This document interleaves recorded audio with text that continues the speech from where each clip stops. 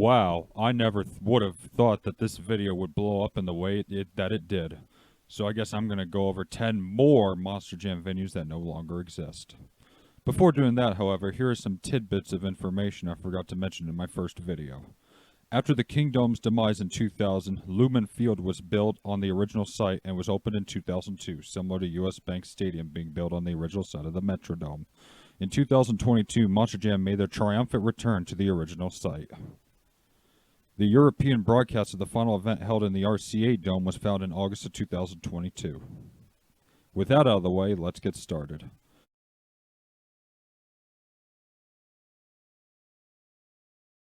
Before there was Cowboy Stadium in Arlington, the Reunion Center was Monster Jam's first venture into Dallas in 2003 and was last held in 2007. The arena closed in 2008 and was demolished in 2009. The original plan was to implode the arena to hopefully be used in a movie scene so they wouldn't have to pay for it, but unfortunately no filmmaker seemed interested, so the arena was just torn down. Monster Jam didn't return to the Dallas-Fort Worth area until 2010 when they sank their feet into Cowboy Stadium in Arlington.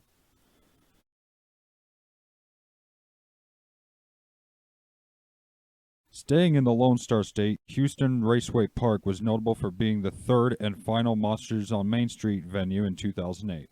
The Oval was demolished in 2017, and the drag strip was permanently closed in 2021. Three Rivers Stadium was one of the first venues to host a monster truck event in the 1980s, but that's where its monster truck history with this stadium pretty much ends. The stadium was torn down at the start of the millennium.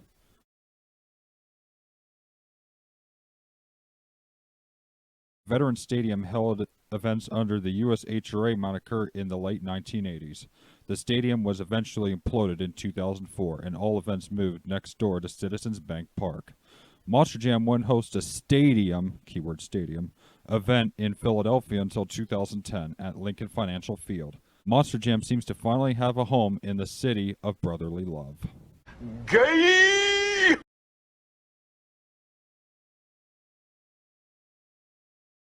Our third and final venue in Pennsylvania is the Spectrum. Just like other venues in this video, the Spectrum was an arena that wasn't known for hosting monster truck events.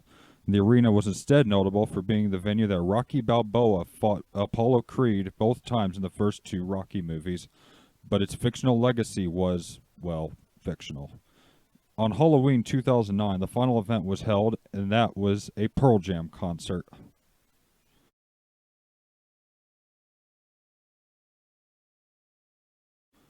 The Bradley Center didn't hold Monster Jam events until late into its lifespan in 2009. Monster Jam stayed there until the arena closed.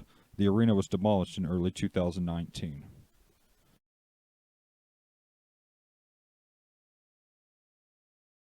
The Arco Arena was known as the Sleep Train Arena, opening in 1988. Monster Jam settled in the Golden Capitol in the late 90s until the arena closed in 2016. However, it was repurposed as a temporary hospital during the pandemic. Demolition of this arena was completed just this year.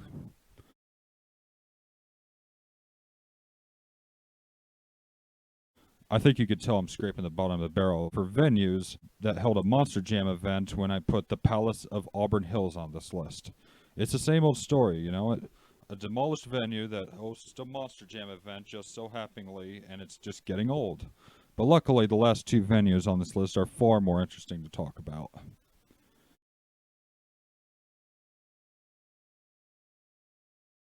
The Izod Center was the first venue to host a Monster Jam event in East Rutherford in 2008.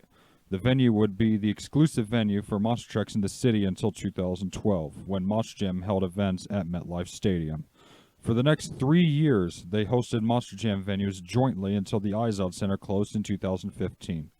Fun fact, the final event was the Ringling Bros Circus, which was owned, ironically, by Feld Entertainment. Like the Astrodome in the previous video, the Izod Center still stands as it has been used for filming various shows such as The Enemy Within, Lincoln Rhyme, The Hunt for the Bone Collector, The Equalizer, and The Tales of the Walking Dead.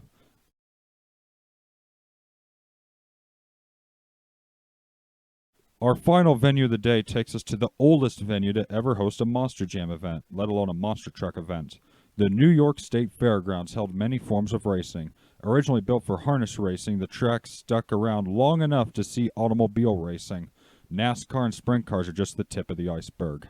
Monster Jam came to the track relatively late in the track's life in 2002.